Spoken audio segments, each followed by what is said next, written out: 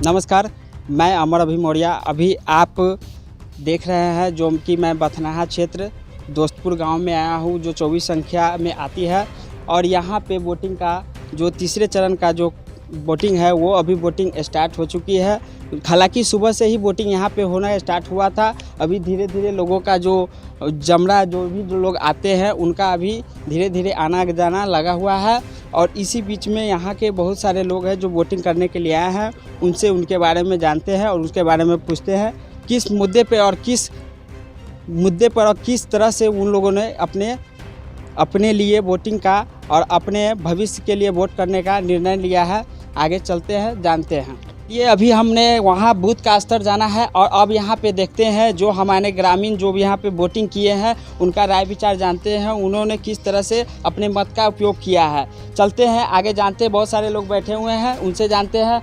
हाँ अंकल जी, आपका क्या नाम हुआ? मेरा नाम जामुन सिंह है जी। आप किस मुद्दे पे अब की बार चुनाव में वोटिंग किए हैं? अब की बार हम लोग शिक्षा के आधार पर चुनाव के वोटिंग किए हैं, क्योंकि पूरे बिहार का स्कूल जो है चौपट हो चुका है। ठीक है ना, जो भी बच्चा स्कूल में जाता है वो पढ़ नहीं पाता है। सरकार के बदलना बहुत ज़रूरी है।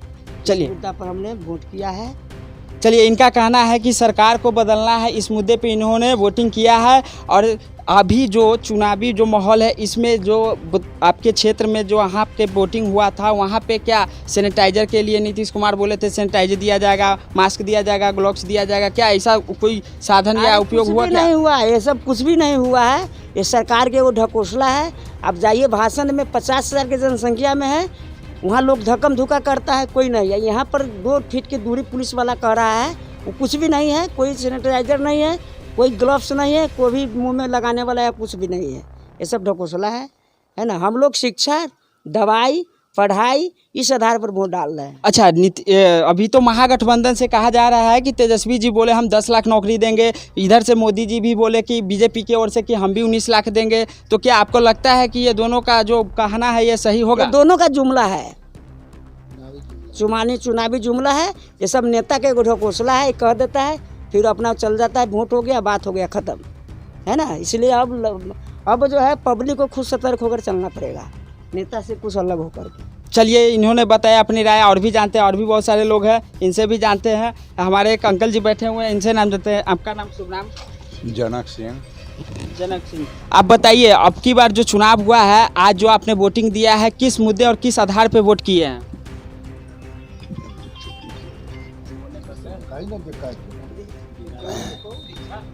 शिक्षा विकास के, हाँ, विकास के आधार पर यहाँ नीतीश कुमार के कहने पर कुछ नहीं हुआ।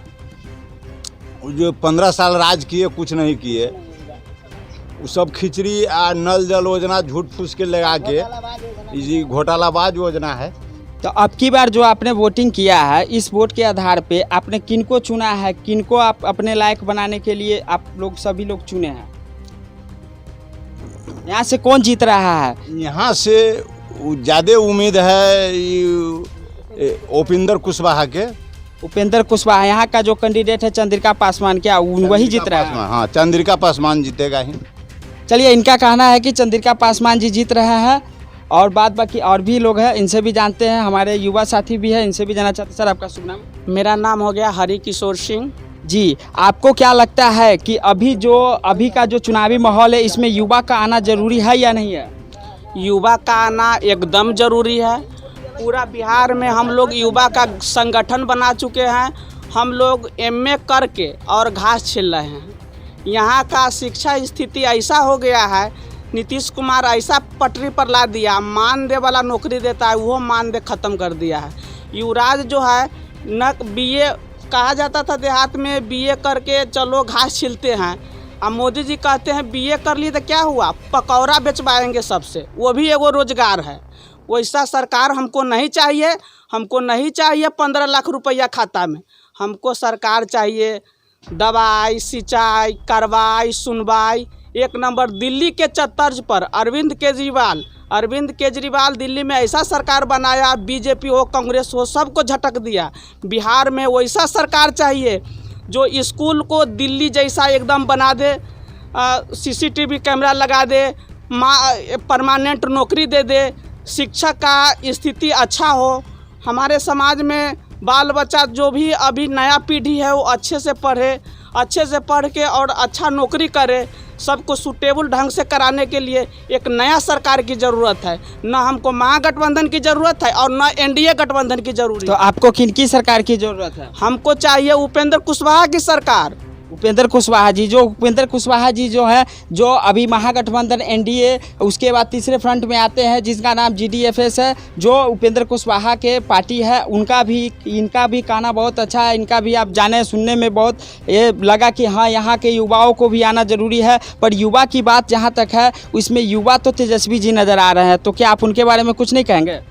तेजस्वी जी युवा है, लेकिन वो जब लालू यादव भी खराब नेता नहीं थे, वो थे। अगर अच्छा नेता थे तो अपने बच्चा को काहे नहीं पढ़ा पाए?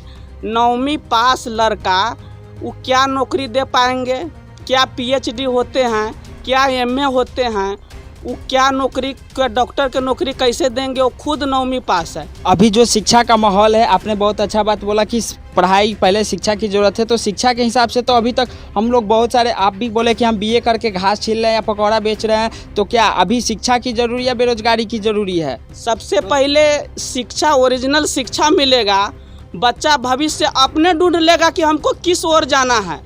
सबसे पहले शिक्षा की ज़रूरत है, शिक्षा के बाद स्वास्थ्य की ज़रूरत है, इसके बाद रोजगार की ज़रूरत है, इसके बाद कमाई की ज़रूरत है, नौकरी की ज़रूरत है। पूरा सूटेबल ढंग से सेट हो जाएगा पूरा बिहार में। सरकार बदले, नया बिहार हो, नया विकास हो, यही हम लोग चाहते हैं।